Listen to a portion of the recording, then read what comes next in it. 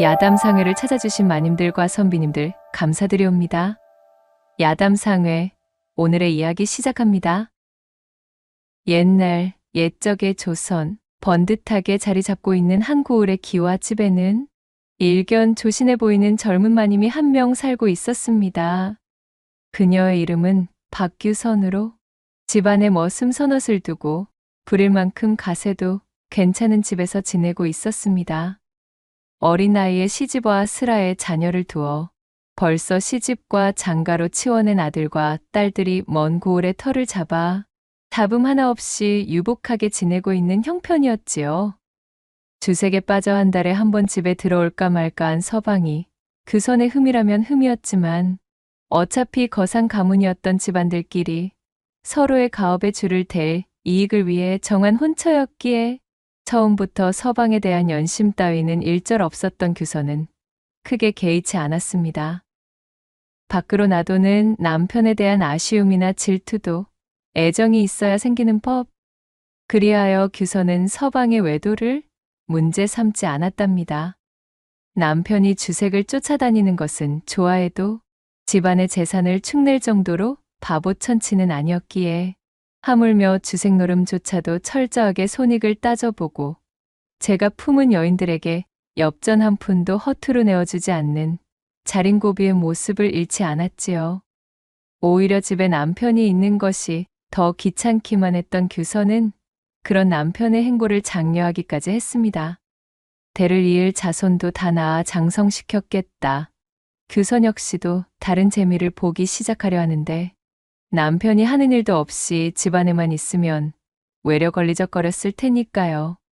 이렇듯 서방의 공공연한 외도를 빼면 마을 사람들에게 규선은 남 부러울 것이 없어 보이는 천석군 집안의 중견마님이었습니다.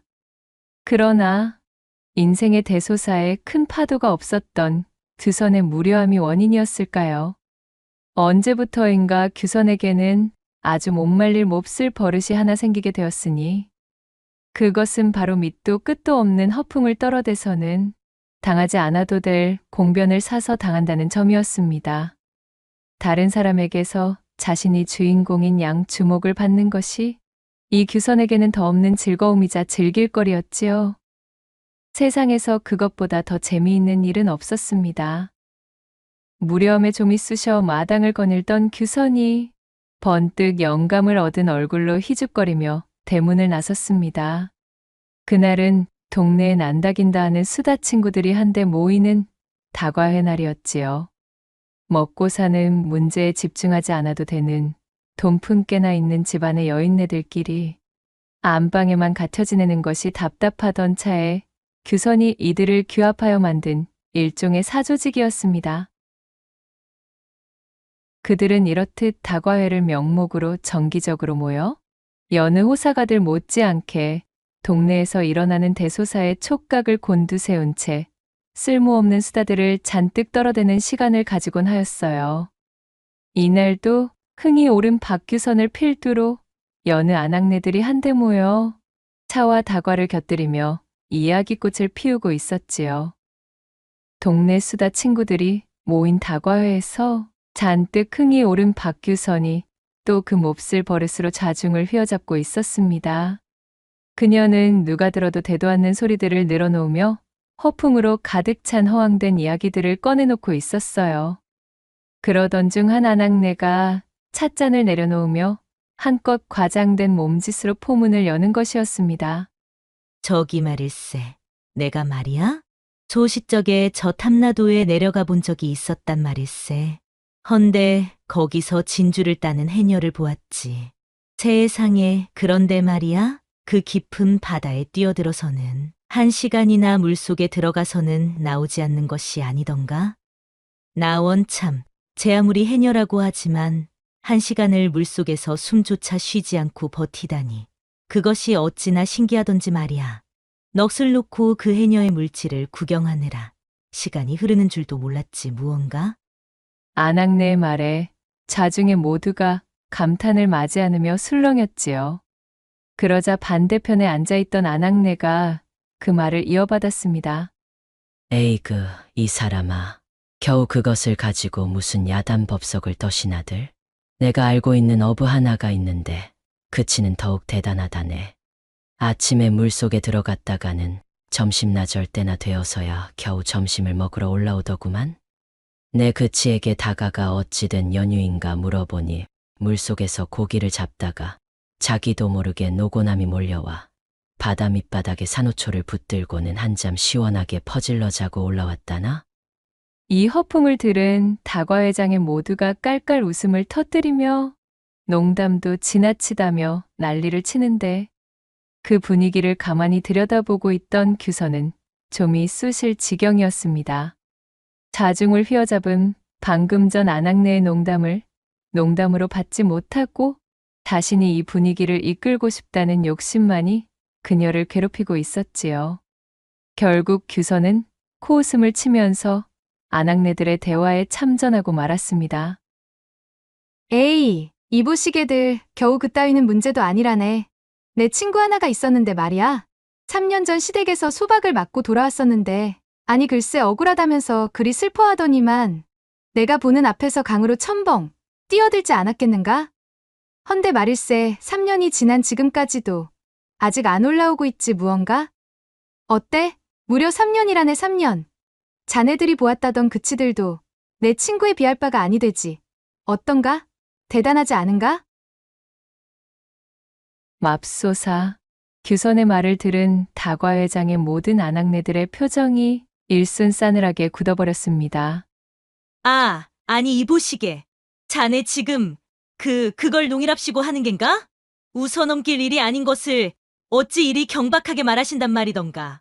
농이라면 누가 들어도 자네가 지나쳤고 하물며 사실이라면 억울하게 시댁서 소박을 맞고 스스로 몸을 던진 자네의 친구에게 그것이 정녕 자네가 보일 수 있는 최소한의 예의냐는 말일세. 한참 흥을 내며 깔깔대려 준비하던 규선이 주변의 분위기가 심상찮자 그제서야 무언가 잘못되었음을 알아차렸습니다. 안악내들의 헛기침 소리를 들으며 애써 농담이 지나쳤다 겨우 무마시켰지만 있는 대로 체면을 구긴 규선은 애가 달아 죽을 지경이었지요. 그 이후로 또 얼마간의 시간이 지난 어느 날이었습니다. 가만 있어 보자. 오늘은 또 어떤 허풍으로 마을 사람들의 이목을 끈담? 말실수로 한바탕 곤욕을 면치 못했던 지난날의 기억은 까마득하게 잊어먹은 채 마당을 두리번대던 규선은 재벌은 남 못 주고 또다시 허풍거리를 생각해내느라 바쁜 기색이었지요. 오라, 그것이 좋겠구나. 뭔가 좋은 생각이 떠올랐다는 듯 규선이 손뼉을 마주치며 또다시 다과회장으로 달려나갔습니다. 회장에 도착한 규선이 회장 안에 모여있던 안악내들을 주목시킨 다음 그 몹쓸 허풍을 꺼내들며 자중을 휘어잡기 시작했지요. 자, 저기 여보게들? 내 말 좀 들어보시게나들. 아, 글쎄, 우리 가문 머나먼 선조께서 조선 건국에 큰 공을 세워서는 태조께 진기한 보물을 하사받았지 뭔가? 그것을 아직도 내가 고이 보관하고 있다네. 아니, 대체 그 보물이 무엇이기에? 우리에게도 좀 보여줘 보시게. 신우 하나가 묻자 규선은 헛기침을 뱉으며 시치미를 뚝 떼고는 마치 비밀스러운 이야기라도 건네는 듯 소곤거렸지요. 명나라 사신에게 조정이 전달받은 보물인데 옥으로 빚어놓은 학자수 조각이라네. 내 아주 우리 집 깊숙한 곳에 감춰놓았기에 꺼내올 수는 없음을 양해 바란다. 이 말씀이야. 규선의 허풍의 친구들은 놀라움과 의구심이 반반 섞인 표정으로 입을 벌리고 탐복하고 있었습니다. 그런 일이 있고서 얼마가 지난 어느 날 밤, 복면을 뒤집어 쓴 강도가 규선의 방에 들이닥쳤습니다.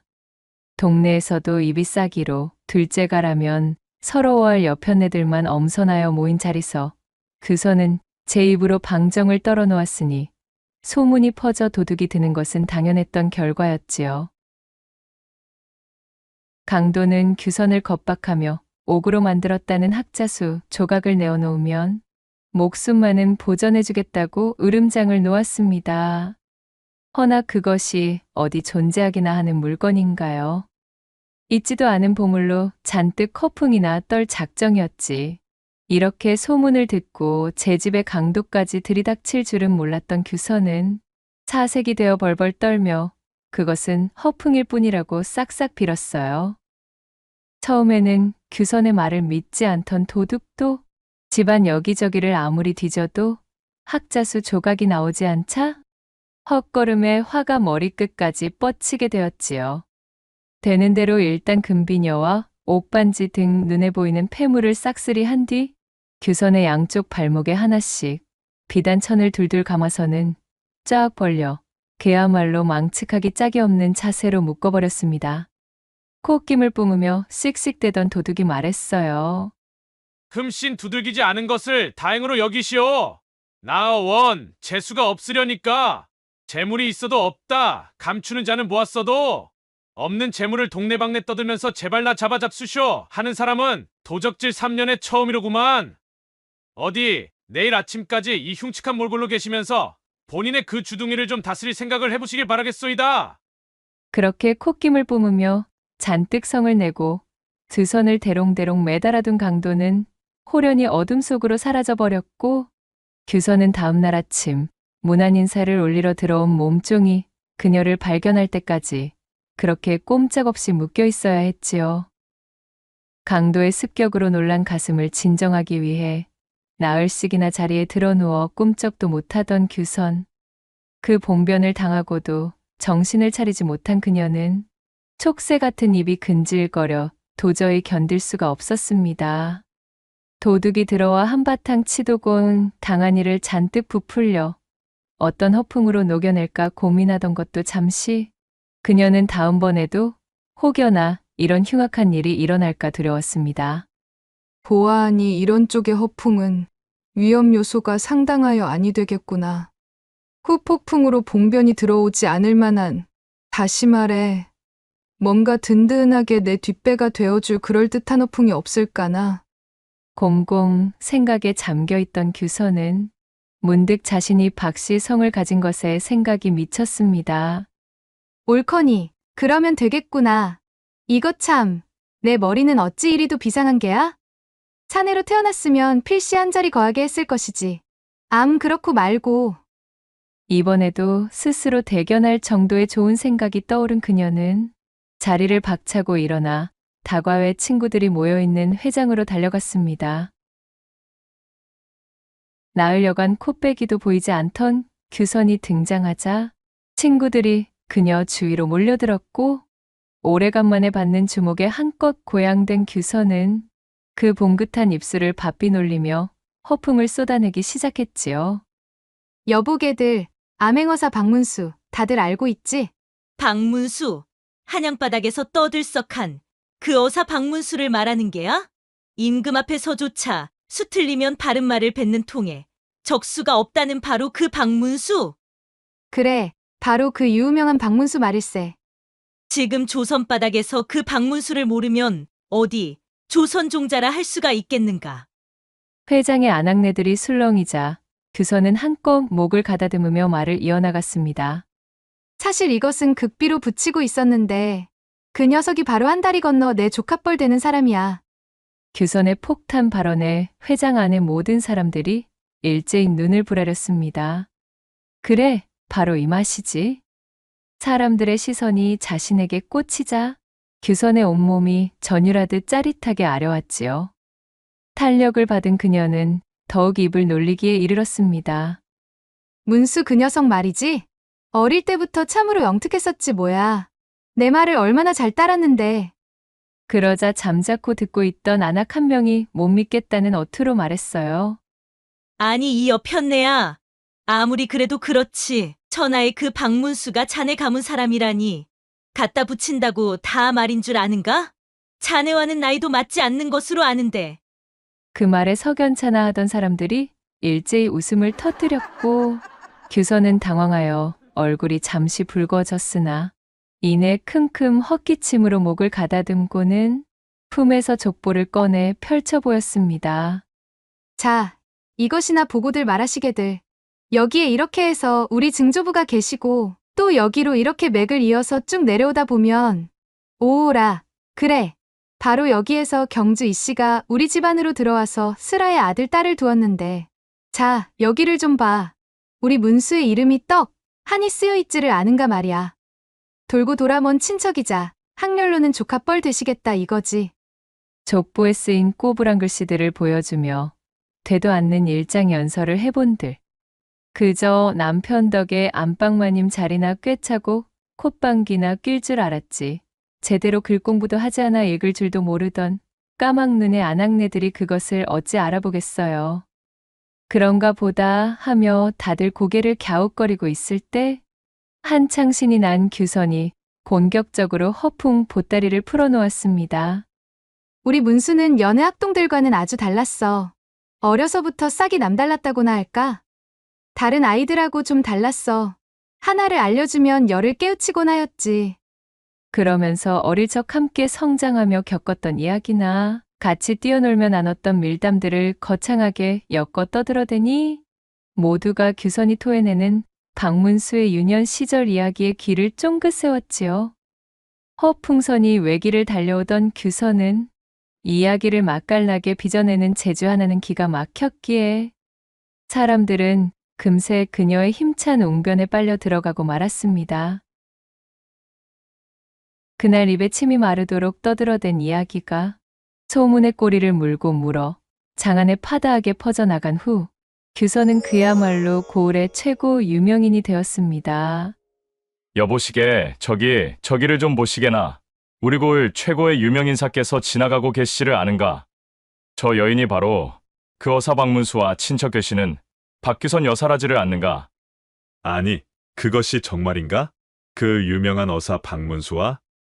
거리를 나선 규선의 등 뒤로 그녀를 알아본 사람들이 동요하며 수근거리자 규선은 어깨에 힘이 잔뜩 실렸습니다. 왜 진작 이리 하지 않았을까? 정말이지 사람들이 나를 대하는 눈빛부터가 달라지니 이거야말로 크나큰 기쁨이로고.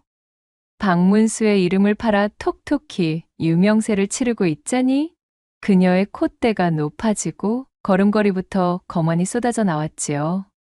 지금까지 자신이 뱉어온 허풍 중 이리도 효과가 확실한 것은 처음 있는 일이었습니다. 게다가 규선을 새롭게 고조시키는 현상이 생겼어요. 고을에 쓸만한 남정네들이 박문수와 인선을 대달라며 자신을 찾아와 굽실거리게 되었다는 점이었습니다. 개 중에는 곡식이나 재물을 내어놓으려는 자들도 있었지만 그중 일부는 내어놓을 것이 마땅찮자 자신의 남성미를 담보로 내던지는 사내들도 있었답니다.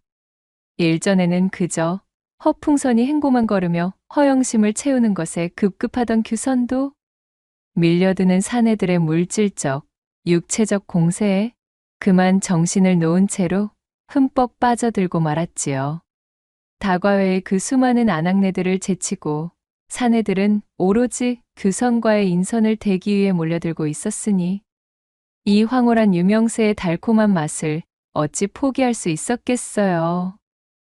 부정을 단죄하며 박문수의 손에서 치도곤을 맞은 지방원님과 육방 관속들의 이야기가 셀 수도 없이 흘러들고 있었거늘 규선을 통해 박문수와 인선을 댄다 한들 정말로 그들에게 콩고물이라도 떨어질 수 있었을까요?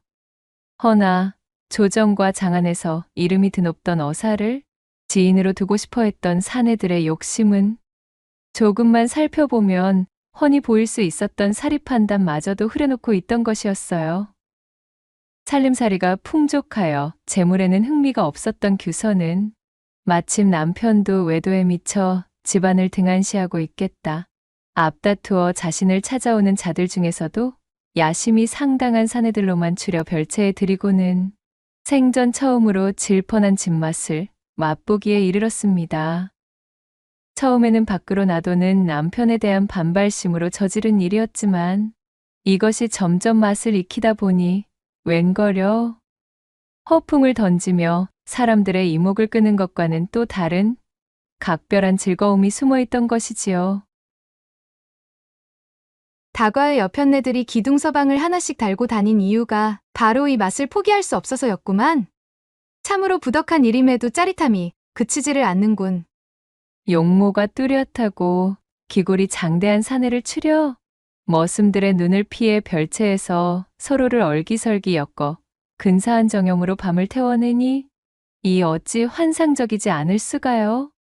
박문수와의 인선을 기대하고 규선을 찾은 사내들은 그녀에게 점수를 따기 위해 하나같이 열과 성을 다했기에 규선의 즐거움은 새로운 국면으로 접어들게 되었습니다. 다른 사람들이 보면 완벽한 콩가루 집안이라 손가락질 할 만한 일들이 하루가 다르게 펼쳐지고 있었어요.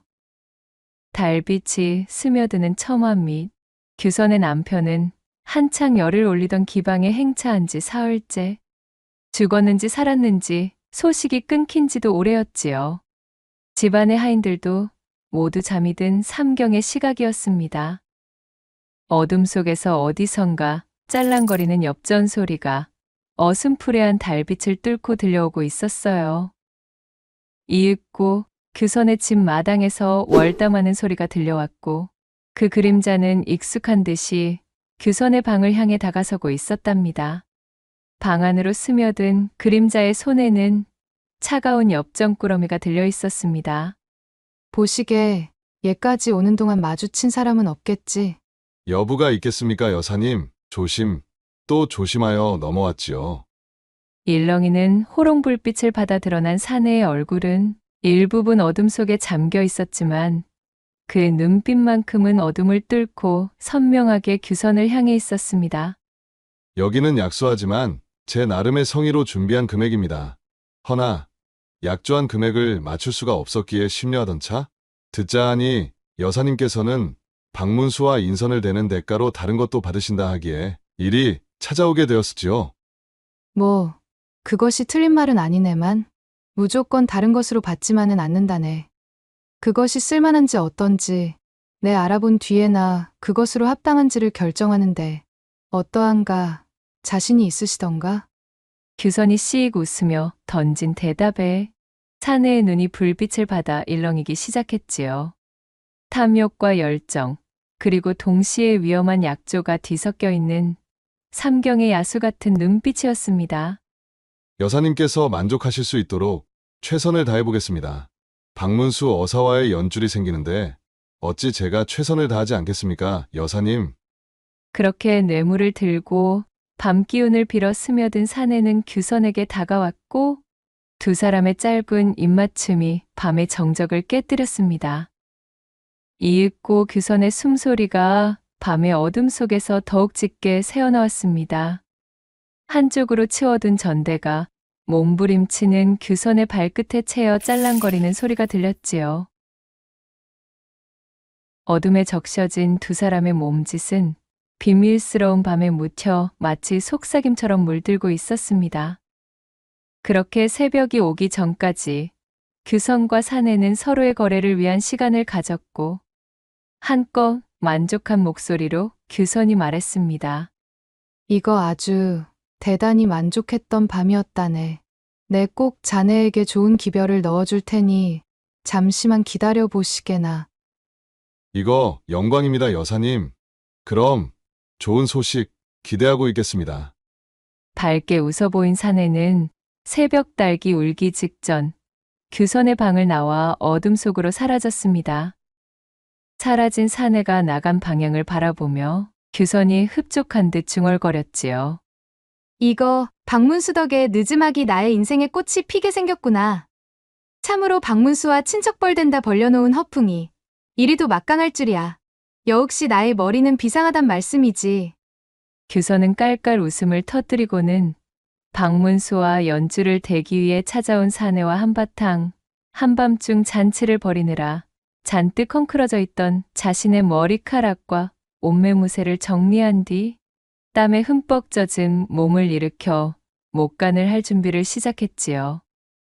그런 시간들이 얼마나 지나갔을까요? 박문수의 이름을 팔아 뒷배를 채우던 나날이 계속되어도 누구 하나 실제로 그 덕을 본 사람은 나타나지를 않으니 슬슬 약발이 떨어지고 사람들도 하나둘 의심하기 시작할 즈음 규선의 집으로 한 꽤 죄죄한 선비가 찾아들었습니다. 저기 실례하겠소이다.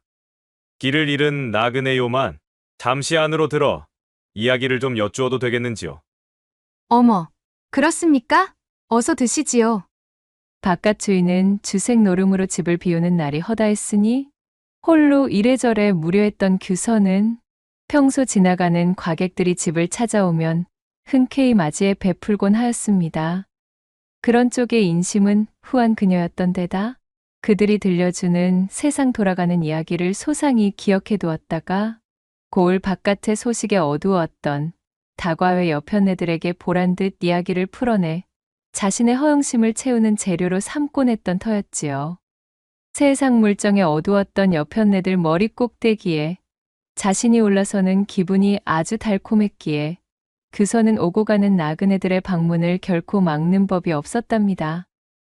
그런 까닭에 아무런 의심도 없이 이 꾀죄죄한 선비를 맞이해 작은 사랑채에 들인 규서는 하인을 시켜 술상을 푸짐하게 드리라 명하였습니다. 그런데 웬걸? 이게 대체 무슨 일인가요? 사랑채로 들어온 행색남루한 선비가 다짜고짜 규선을 상석에 앉히고는 그녀에게 큰 절을 올리는 것이 아니겠어요? 여사님, 제 절부터 받으십시오. 그래, 우리 가문의 어르신 뻘 되시는 분이신데 이제서야 이렇게 찾아뵙게 되어 참으로 송구할 뿐입니다.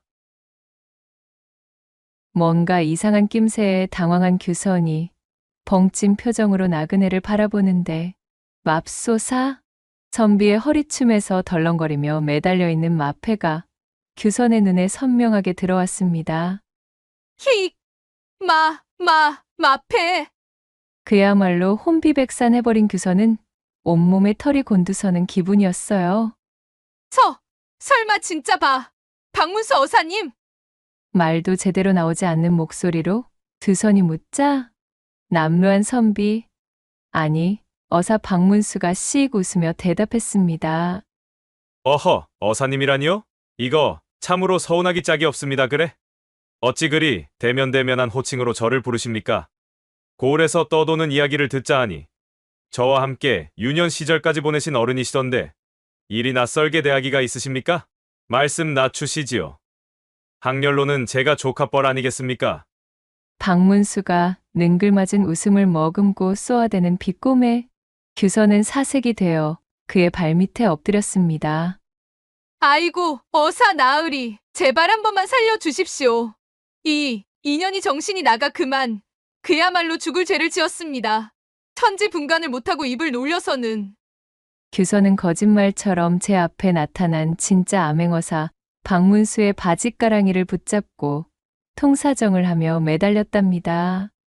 현직 어사가 자신의 조카인 양 사칭하여 동네방네 떠들고 다녔으니 곤장 몇 대로는 끝나지 않을 일이었으니까요. 그랬습니다. 영남의 암행어사로 지방 관리들을 적발하던 박문수가 이 고을 사또와 육방관 속의 부정에 대한 첩보를 듣고 도착해보니 저작거리 가득 자신을 친척으로 두고 있다는 한 여인의 소문이 파다하게 퍼져 있었지요. 허허, 이곳에 나의 친척이라? 금시초문의 이야기로구나. 허나 꽤나 흥미로울 것 같으니 좀 더 자세히 조사해보아야 하겠구만. 그리하여 소문을 접하게 된 박문수가 소문의 근원을 색출하기 시작해 이윽고는 규선의 앞까지 당도한 것이었지요. 세상이 끝난 것 마냥 제 앞에 엎드려 사시나무 떨듯 떨고 있는 규선을 내려다보며 박문수가 말했습니다. 여사님, 이제 좀 정신을 차리셨습니까? 처음에는 고약한 소문을 지어내 백성을 근심에 빠뜨리는 작자인가 싶어 대노했으나 그간 여사님의 뒤를 조사하고 보니 참으로 재미난 부분이 있더랬습니다. 우리 여사님께서 허풍은 좀 심할지언정 궁핍한 사람들을 쥐어짜는 경우도 없고 또한 이 고을 내에서 어려운 자들에게 배품을 행해온 평판 역시도 나쁘지 않더군요. 다만 그 허풍이 조금 문제라면 문제라지요? 제 이름을 팔아 소소한 재미를 본 것에 대하여 문초 같은 것은 하지 않을 테니 대신 어떻습니까? 제가 드리는 제안을 받는 것으로 처벌을 면해보시겠습니까? 물론입니다. 받다 마다요. 뭐든 받겠사옵니다. 감히 여부가 있겠습니까요? 잔뜩 기가 꺾인 규선을 내려다보는 박문수의 입가에는 미소가 번졌습니다. 이튿날 온 동네 사람들이 규선의 집에 모여들었습니다. 박문수가 주관하여 소와 돼지를 잡고 풍악을 울리며 질펀한 잔치를 연다는 소식을 들었기 때문이었습니다. 이윽고 잔뜩 모여든 사람들을 향해 암행어사 박문수가 크게 소리쳤습니다. 자, 여러분들. 우리 박규선 여사님께서 열어주신 연회를 다들 즐기고 계십니까들? 이같이 좋은 날, 잔치 이흥을 더욱 돋울 기쁜 소식을 전하려 이렇게 나서게 되었습니다. 매년 이고을의 보릿고개가 닥치는 기간 동안 여기 제 친척 여사님께서 곳간을 열어 배 곪는 자들에게 먹을 양식을 내어드린다 하셨습니다. 이 얼마나 대단하신 분이십니까? 모두들 박수 한번 크게 부탁드리겠습니다. 또한 매년 동짓달 보름날에는 오늘처럼 소 한 마리와 돼지 2마리를 잡아서 잔치를 여시겠다 하셨으니 모두들 우리 여사님의 배포의 치아를 아끼지 말아 주십시오. 박문수의 연설이 끝나자 사람들의 박수갈채가 쏟아지며 환호성이 들려왔습니다. 박문수는 규선에게 처벌을 내리는 대신 어려운 백성들을 구휼하는 조건으로 그녀를 용서한다 합의했던 것이지요. 매년 집안의 곳간을 열어 그들을 대접할 생각에 규선의 얼굴은 죽상이 달아날 기세가 보이질 않았습니다. 그리하여 세상 무서운 줄 모르고 새치열을 놀리며 재미를 보던 규선은 이날을 계기로 허풍을 쏟아내며 사람들을 현혹하던 버릇을 말끔히 고치고 거짓으로 어사의 이름을 판 것에 대한 징계 대신 어려운 시기에 가난한 자들을 구휼하겠다는 박문수와의 약조를 지켜 고을 사람들에게 높이 칭송받으며 여사라는 칭호가 아깝지 않은 진정한 어른으로 거듭나게 되었다는 후문이 옵니다. 낭독해드린 이야기가 마음에 드셨다면 구독과 좋아요, 댓글로 야담상회를 응원해 주셔요. 늘 잊지 않고 야담상회를 찾아주시는 마님과 선비님들 시청해 주셔서 참으로 감사하옵니다.